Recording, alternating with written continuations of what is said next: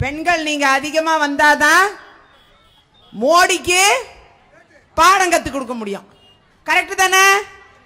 Correct. ஆகையால பொம்பளைங்க நம்ம தான் இன்னைக்கு நமக்கு வயிற்றுல அடிக்கிறாங்க. இலவச அரிசி திட்டத்தை காலி பண்ண போறாங்க.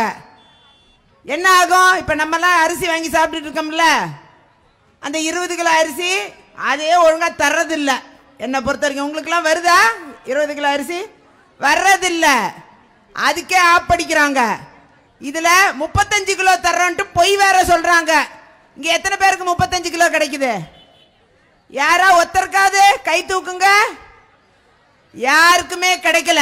பாருங்க, இன்னைக்கு இவ்வளவு நூத்துக்கணக்கான பெண்கள் இங்க இருக்கீங்க. அந்த 35 கிலோ அரிசி கிடைக்குதுன்னு பெருமையா பீத்திக்கிறாங்க. பார்லிமெண்ட்ல சட்டசபையில அழட்டிக்கிறாங்க. 20 கிலோ அரிசி தரோம், 20 கிலோ இலவச அரிசி தரோம், நாங்க தான் தந்தோம். அதுலயே முழுசா கிடைக்கிறது இல்ல, இடம் நிக்கிறது இல்ல. நான் ஒவ்வொரு ரேஷன் கடையா போய் பார்த்துக்கிட்டு இருக்கேன். ஆனா இந்த 20 கிலோக்கு ஆப்படிக்கிறதுக்கு இன்னைக்கு சட்டம் கொண்டு வந்திருக்காங்க. இந்த கருப்பு சட்டம். ஏன் கருப்பு சட்டம் நம்ம காங்கிரஸ் சொல்றோம்? எதுக்கு சொல்றோம்? நம்முடைய தலைவர் அவர்கள், மாநில தலைவர் திரு அழகிரி அவர்கள் எல்லா இடத்துலையும் இது 3 கருப்பு சட்டங்கள், துரோக சட்டங்கள்னு பேசியிருக்காரு. அதே மாதிரி நம்முடைய தங்கபாலு தலைவர் அவர்களும் சொல்லியிருக்காங்க. நம்முடைய சகோதரி ஜோதிமணி அவர்களும் கிளியரா எக்ஸ்பிளைன் பண்ணாங்க. அவர் செல்வ பெருந்தகை பேசின எல்லாருமே அதை பத்தின தெளிவான ஒரு கருத்தை சொன்னாங்க. எதுக்கு சொல்றாங்க? நாடே ஏன் போராடுது? ஏன் இதை வாபஸ் பெற மாட்டேங்கிறாங்க? ஆயிரக்கணக்கான விவசாயிகள் டெல்லியில, அதுல நிறைய படிச்சவங்க, அந்த சட்டத்தெல்லாம் படிச்சுட்டு வந்து போராடுறாங்க. அவங்கள பார்த்து காங்கிரஸ்காரங்க போராடுறாங்கிறாங்க. 150 பேர் இறந்திருக்காங்க. அதுல நிறைய பொம்பளைங்களும் இருக்காங்க. டிராக்டரை வச்சு ஏத்துறாங்க பொம்பளைங்க மேல. அதெல்லாம் பாத்தீங்களா இல்லையா? எல்லாரும் அவ்வளவு அநியாயம் நடக்குது. இது எதனால?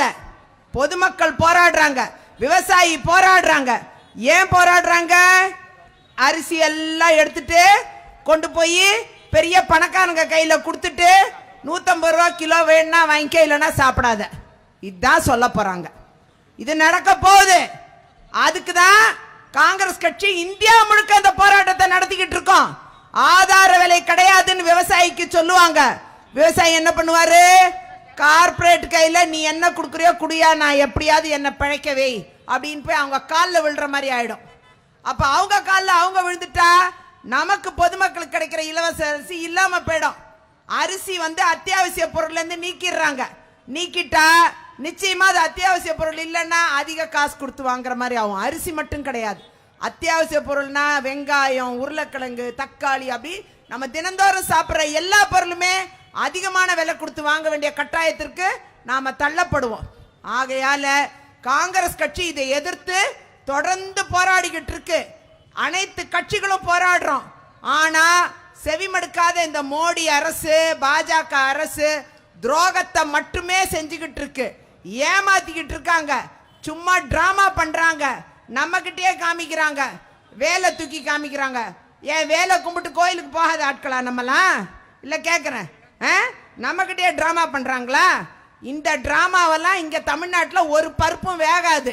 எல்லாருக்கும் பின் பின் வாசலை காமிச்சு துரத்தி விட்டுருவோம். நம்ம பண்ணுவோமா மாட்டோமா?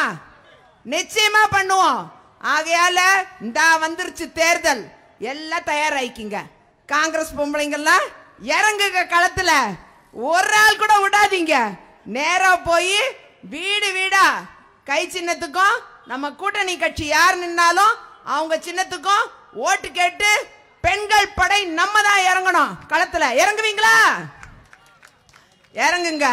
வெற்றி பெறுவது நிச்சயம், நம்ம ஆட்சி வருவது உறுதி என்பதை கூறி இன்னைக்கு மகிழா காங்கிரஸ் சார்பில் சுதா ராமகிருஷ்ணன் அவர்கள் சிறப்பான இந்த ஏற்கலப்பை பேரணியை தயார் பண்ணியிருக்காங்க, உருவாக்கியிருக்காங்க. இந்த பகுதியில் இது மிகவும் அவசியமான ஒன்று. மாவட்ட தலைவர்கள் திரு ரமேஷ் அவர்கள், நம்முடைய பாராளுமன்ற எம்பி திரு ஜெயக்குமார் அவர்கள், அவர்களுடைய வழிகாட்டுதலில் தான் இன்னைக்கு சிறப்பாக இந்த மாவட்டத்தில் எல்லா விஷயங்களும் சிறப்பாக நடந்துட்டு இருக்கு. முன்னாள் மாவட்ட தலைவர்கள், அப்புறம் திரு ஏஜி சிதம்பரம் அவர்கள் எனக்கு ரொம்ப வேண்டியவர். எப்பயுமே சிறப்பாக எந்த கூட்டத்தையும் சிறப்பாக நடத்தக்கூடியவர். எல்லோருடைய, இன்னும் யார் யார் பேர் சொல்ல விட்டுட்டேன்னா மன்னிச்சுக்குங்க. எல்லாருடைய பெண்கள் எல்லாம் பெண்கள் பட்டாளம் எல்லாம் இருக்கீங்க. எல்லாரையும் நான் வாழ்த்து சொல்றேன். உங்கள் அனைவருக்கும் வாழ்த்து தெரிவித்து இன்னைக்கு இந்த கூட்டத்தை சிறப்பாக நடத்தின சுதா அவர்களுக்கு என்னுடைய வாழ்த்துக்களை தெரிவித்து, மென்மேலும் மகிழா காங்கிரஸ் எப்பொழுதும் களத்தில் நிற்கும் என்பதை உறுதி செய்து, உங்களோடு நாங்கள் பயணிப்போம், எங்களோடு நீங்கள் பயணிங்கள் என்று கூறி விடைபெறுகிறேன். நன்றி, வணக்கம்.